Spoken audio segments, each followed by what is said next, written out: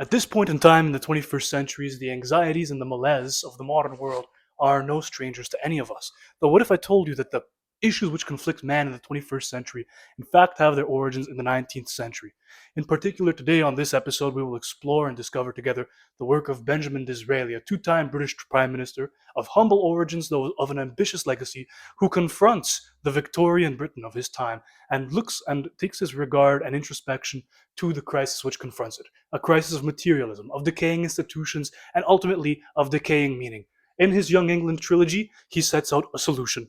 Born into the Jewish creed, elevated into Anglicanism, Oh wow. Prime Minister twice, Benjamin Disraeli is quite a character, the father of the Conservative Party, the mastermind of what would become modern-day Britain. Voila. Benjamin Disraeli wrote a novel about a young man from a great and well-established family seeking to escape materialism, and endeavoring into a land that has been called holy for thousands of years, a land that has been called the Holy Land for a certain reason, a reason we should explore today. Why is the Holy Land holy? Today we're deciphering the book of Benjamin Disraeli, twice Prime Minister, Tancred. Tancred has an esteemed place within the literary output of Benjamin Disraeli. It belongs to his Young England trilogy, where he, as I've pointed out, sets out a new vision for a Britain that is confronted with many crises. Tancred basically is the name, if you'd like, of a prince of Antioch, a European prince of Antioch. They used to be called the Franks. It reminds us of the French, but actually it was called by, we could say, the Muslims there, the Europeans. It was encapsulating the Europeans. So Tancred, historically speaking, is a prince from Antioch. Now, today we're going to discuss about that book that talks about, of course, Lord Montacute. The fictional character depicted in the piece here, yes, of the same name. So who's going to travel, because he's basically lost, right? He has no more, we could say, benchmarks, because we live in Protestant England. We live in a place that has basically, we could say, desacralized all that has been sacred. Yeah, exactly. So much of what this novel deals with is a Britain and a modern world, therefore, that is rapidly changing and therefore rapidly evolving and is no longer recognizable. The main character, Tancred, he grew up in a certain world, but he grew into another one. He grew up in an aristocratic, privileged, and enlightened, let's say, sphere with all the luxuries of materialism and all the enfranchisements of the modern world, though nevertheless suffered from a struggle of the soul. So basically he's supposed to take on the family mantle, which is of course going into parliament and collecting the rents of his estate, right? More or less charting a course which has already been plotted out for him. Born into an illustrious family, exactly. Okay, Tancred has his whole destiny written in front of him, okay? But it is not enough for a young and vigorous man. A young and vigorous man wants a purpose. A young and vigorous man wants to know how by knowing why. He wants a sense of agency and wants to conduct his life in accordance with his own ideals and his own aspirations, rather than chart out some course which has already been trodden upon for him. And he's actually lost, because you see, in the UK of that time, as of our time, you've had parliament that is sovereign, you've had the king that is symbolic, and you've had the people who is supposed to rule. But none of it makes sense. Exactly. So where from does the state gain its legitimacy? What for does an individual organize his efforts?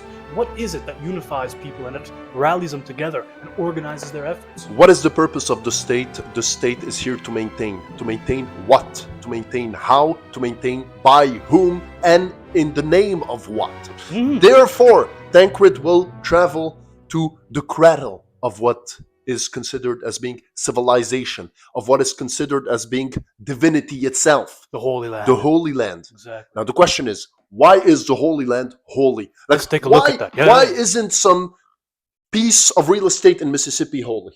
For example. Why is the Holy Land holy? Today we're going to discuss that very simply. Tancred will travel and will meet a preeminent individual, the Emir Fakhruddin. Fakhruddin is a historic character. So he was an emir of Lebanon, the chain of mountain that is nowadays the modern day in Lebanese state. Emir Fakhruddin is basically a prince who wants to rule a set of complicated, I would say, and sophisticated, intricate people. We've had multiple types of people here. We're talking about a forest that has seen the birth of empires and the death of empires. We're talking about the meeting point of all the greatest The empires. crossroad of the civilizations, the intersection of the continents, the Holy Land, that place where there's a beautiful passage in the book where he discusses Jerusalem, that meeting point where there's the influence of the Roman Empire, of the Ottomans, of Islamic caliphates, and how all of these faiths and religions and peoples and groups unify and produce something divine. If I might, Yes. Jerusalem is not a city for the earth. Jerusalem is the meeting point of Alexander and Darius. Jerusalem is the meeting point of Asia and Europe. Jerusalem is the meeting point of Judaism, Christianity, Islam. Yes. Jerusalem Yes. is not a mirror of the earth, but we could say it is a mediator between the heavens and the earth. Lovely. Jerusalem, there is no place like it, actually. There's no place sure. like it where For sure. all those creeds, those greatest creeds meet. And actually, Tancred is going to go and meet that emir who is trying to rule those different people. Yes. So we have a lot of different creeds in those mountains, Exactly. right? We have basically Greeks, we have Europeans, we have ancient Canaanites, we have Arabs, and he describes that passage. Yes. He discusses about those mountains of Lebanon that are basically, if I might, we have Maronite priests that are worthy of the apostles. We have emirs on their purebred steeds that are coming from the noble cavalry of the desert. Please explain to us. And those Druze, with very those specific and important. One of the key things that this book attempts to achieve, and one of the things which Disraeli did in his own life, is somehow the reconciliation of Anglican Christianity or Christianity in general with his Jewish heritage. Disraeli was from a Sephardic heritage, but he converted to Anglicanism. Italian. Exactly. And that's kind of what this book seeks to do, is to reconcile the Abrahamic faiths and create a new spiritual genesis for the West. And the Druze are very much in that tradition. The Druze in specific are people who have their origins in the Caliphate of Cairo and the knowledges, the houses of wisdom there.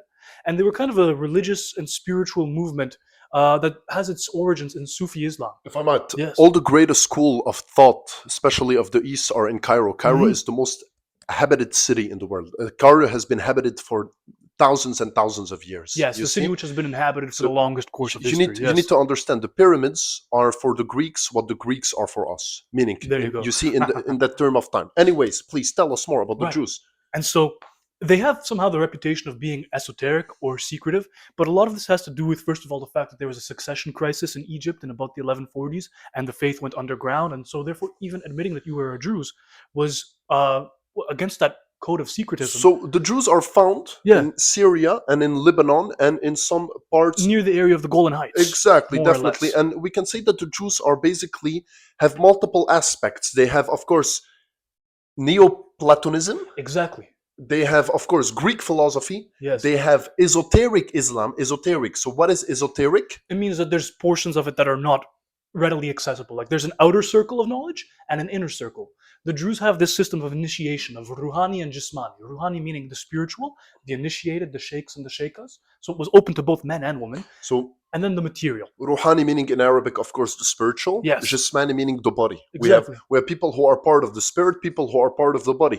The material. We have what is esoteric and what is exoteric. Mhm. We have basically people who are initiated and people who are illuminated by the initiated. Okay. Yes, And illuminated by the initiated. of course, Very nicely said. esoterism is not interpretation as the Protestants would assume. Esoterism is not reading the lines; it's reading between the lines. Very nice. And that is a science. That is a science. It's called scholasticism. It's called initiation. It's called the occult. So the Jews are a quite interesting religion, quite unique actually. One thing that is especially unique to them is the way that they unify the different Abrahamic faiths, because their main concept is the tawhid, the oneness. Muwahhadin in Arabic, Means learner. the unified. They want to Yes. yes. Exactly. So they have this idea of oneness, of Unitarianism, and their symbol is this 5-pointed star with red, blue, green, yellow, and white. And this is different emanations of that oneness, and that has to do with the Platonism. Plotinus, for example, posited this idea of the universal mind, and how creation is simply the process of emanating from this cosmic intellect. And the Druze believe that those different emanations have been birthed into physical form with different prophets throughout the ages. Why are we talking to you about that? Simply because Emir Fakhruddin is a amongst those people. very interesting character. Yes.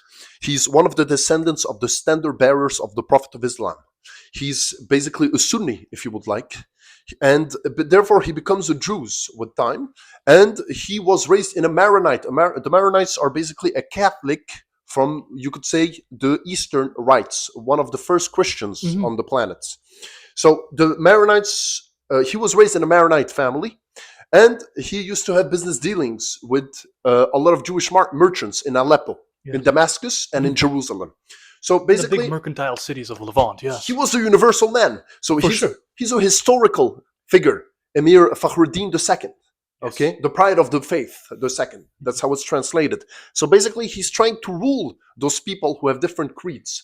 And it's quite interesting because he is a symbiosis of all of them. He represents the Tawheed, the oneness, the Unitarianism. And there's even that part where he discusses with Eva. Eva is the daughter of Beso. Beso, who's a merchant. So Beso is a merchant, basically, in Aleppo. And Eva is his daughter. She's of the Jewish faith. Yes. And they discuss, and he said, Eva, please get me that loan. I myself am Jewish.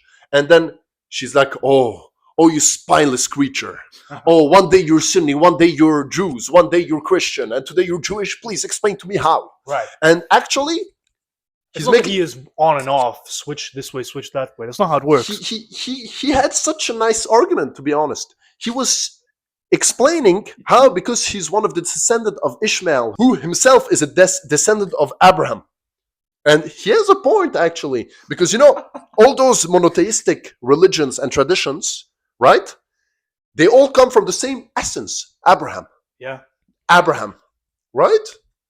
So Abraham is the essence of all of them. And we remember, of course, that all those religions are here to re-establish the kingdom of heaven. The kingdom of heaven. Exactly. All of these faiths begin with the story of Genesis, of a fallen grace, of a banishment from paradise, and the attempt to reinstitute it through salvation with the Lord.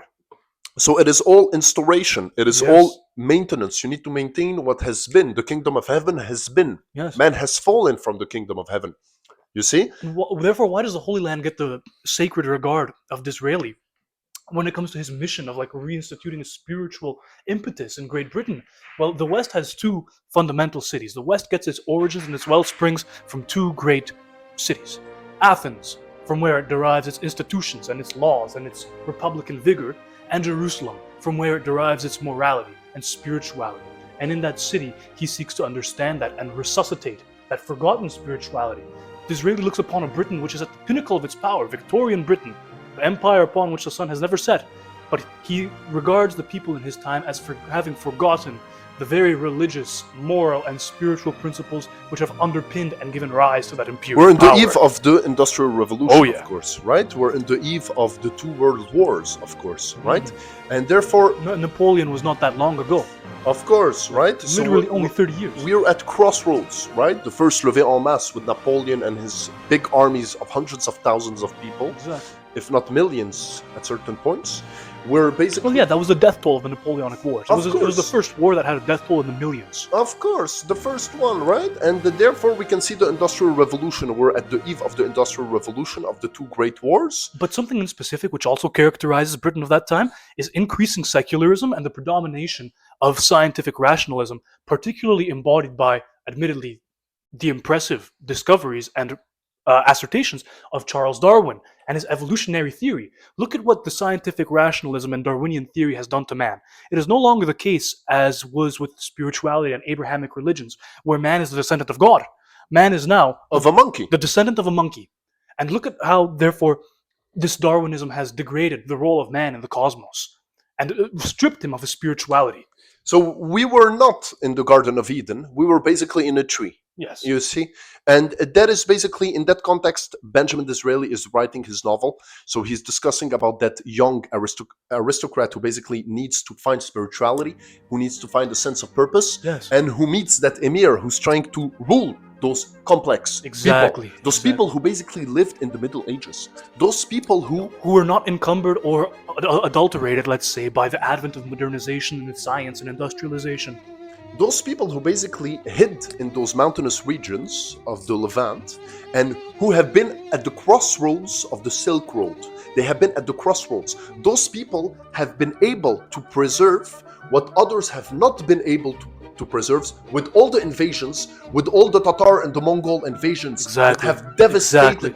the regions that were not mountainous. One creed was preserved in the Levant, the creed of truth, the creed of the divine, the creed of unity, the creed that is the essence of all the institutions of the East and the West, There you go. which emanate from that region. You know, in the coronation of every king, right? What do we see? In the coronation of King Charles, right?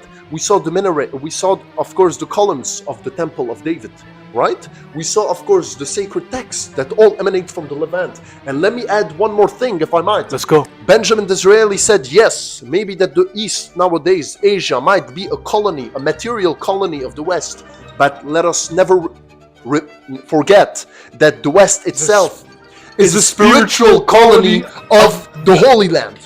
The West is a spiritual colony of the Holy Land. Voila. The West is basically the bastardized creed of that Holy The Land. profane. The profane. The OG, the 101, the number one comes from the Holy Land. That creed Exactly. emanates from there. The people there know and are here to revitalize. There's that passage in that book where he discusses about those mountainous regions of the Levant, where its youth will go and emanate all over the world There to you go. give life, to revitalize the institutions in decay of the West. Beautiful. Let's discuss then why the West has forgotten its mainsprings and its origins, and what prompts this crisis for him to explore and venture into the East. You know, the West as a psychosocial group is one which is a particular affinity to the concept of materialism. It is in the West that the scientific method was created. It's in the West that atomic theory begins and finds its origins, right? And even Christianity in particular, more than any other religion, is one which regards the emulation and transfiguration of the physical world as being able to glorify God. You can think of cathedral architecture. You can think of worship music, for example. And so the West charts its course upon this materialism. But as the world becomes more materialistic and man's material condition improves, he forgets the immaterial conditions which gave rise to his prosperity, right? He forgets the spirit that has been developed in the desert. There you go. In the desert, of course, and you don't have any Voila. desert in Europe, right? You don't have No, it's desertic not. areas. Yeah, let's talk about the geography quick. Of course, Yes. in Europe, of course, you have some incredible types of forests and magic mushrooms, right? That could make you become pagan, I would say. A berserker. To be completely honest. But in the East, in the Holy Land, what you have is men in front of the sun. You have men in front of the heat, of the blistering sun, who is, of course, lacking resources, Barren austerity. and who finds in Yep. that lack of resource and that facing with the sun that That he is his own greatest resource. can be exactly. That there is no greater resourcefulness in the content of his soul.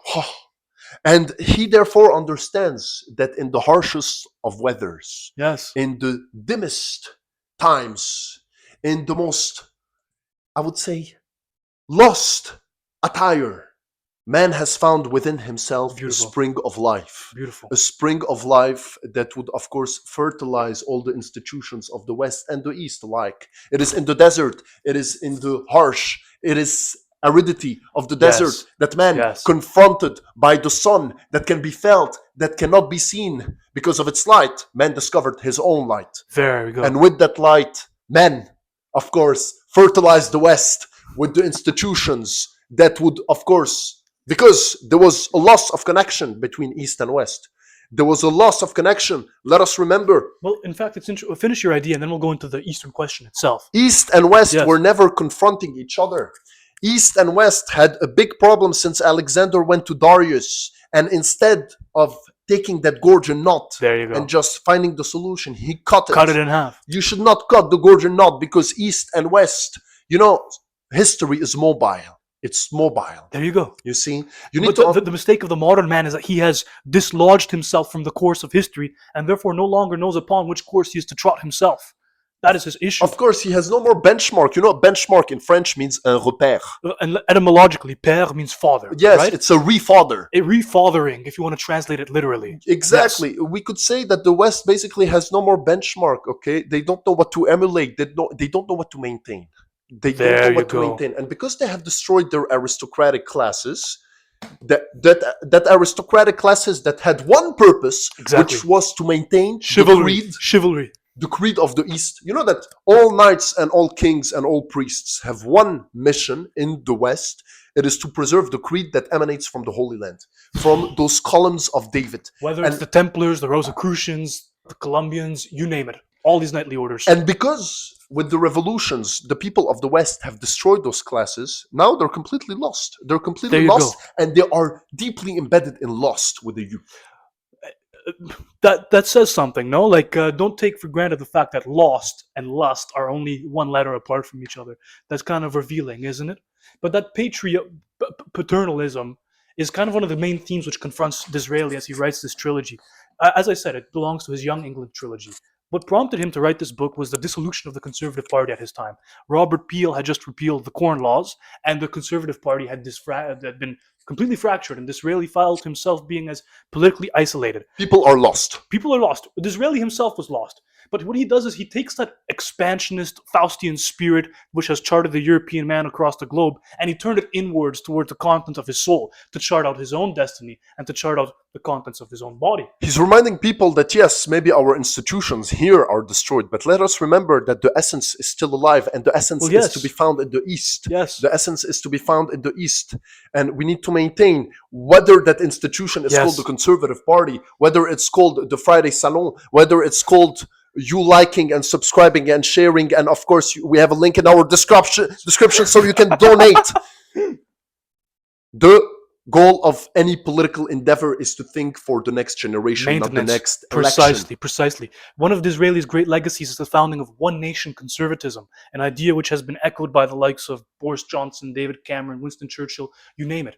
But it's a very top-down, when I say top-down, I mean paternalistic, yes, but also pragmatic. In the first novel of this trilogy, I think it was Coningsby, he looks at the fact, he charts out, it deals with a very similar subject matter, which is a young aristocrat trying to figure out his purpose in the world. But he more or less lays out a vision for the fact that it is the duty of the ruling class, of the enfranchised and the privileged, to put those privileges to use to maintain, yes, but also to improve the quality of life of the working class. So you can see the kind of paternalism in there, that from those to whom much is given, much is expected.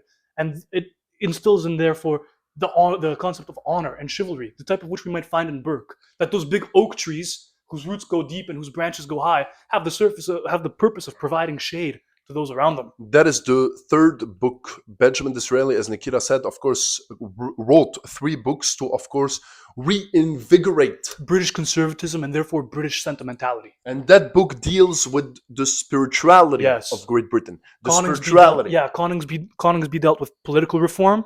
Sybil dealt with like social inequality. It's called Sybil or Two Nations because he's remarking at how the Industrial Revolution has created a Britain of a lowly factory worker and the man who manages the factory. How it could be two people living in the same city but have drastically different lives because of the conditions of materialism. Man has become more unequal than ever before and is therefore thrust into a spiritual crisis where he no longer feels solidarity with a man inscribed in the same laws and institutions as him, right? That was Sybil. And now Tancred, he takes that regard and rather than turning it towards the exterior world, he turns it towards the soul. That's the work of Tancred. Therefore, Tancred will go to the Holy Land and he will rediscover those principles that have motivated, that have given essence to those institutions. Yes. And therefore, he will come back to Great Britain and he will have a new sense of meaning. He will remember. He will not learn. He will just remember what has been inside of him and he will understand what is the flame that shall shape, that shall, of course, burn him in his essence so he can shine outside of himself. Tancred is going to have a resurrection of his sense of purpose and will, of course, give his political party a deep erection in the rooms of in the chambers of Westminster Palace. Yes, Very yes. nicely Is said. there anything we should add? You know, tradition is not the worship of ashes, but the preservation of flames, very simply. And so there's a lot of wisdom in there for the modern person and for the modern situation. These people were struggling with modernity itself, confronting a world which was becoming increasingly secular, hyper-rational, hyper-litigious, one in which their institutions have lost their meaning, one in where people were simply conducting their lives for the sake of conducting life itself, to live but not to thrive. to survive but not to persevere, right? That was more or less the condition that man was subjugated to in that time. That is the story of a young man who has just entered life as an adult. That is the story of a For young sure. man who has just left the paternal abode and finally needs to become his own man. But to emulate what? To preserve who and to maintain which type of philosophy or creed or essence? Well, it shall be that of the divine. Because That of the holy. that of the divine. And there is a very, very nice passage. Show them the bookmark you have there, that beautiful bookmark. And we should, of course, finish it. Of course. You can scan it, you can love it, you can put it in your collection of illustrious novels. Of course. And now I would say let us end on a that very high note magnificent video with one beautiful quote. and highly literary passage. One beautiful quote that, of course, will resonate into your minds and elevate your hearts. But what action is there in this world, said Tancred? The most energetic men in Europe are mere busybodies. Busybodies. Empires are now governed like parishes, and a great statesman is only a select vestryman. And they are right. Unless we bring men nearer to heaven, unless government become again divine, the insignificance of the human scheme must paralyze all effort. Your pleasure, Our treasure, your hopes and dreams, our humble means. because together We can. Voilà, voilà, voilà qui je suis. Mais voilà, même ici, mes années c'est fini. C'est mes gosses, c'est mon cri. Mais voilà, tant pis.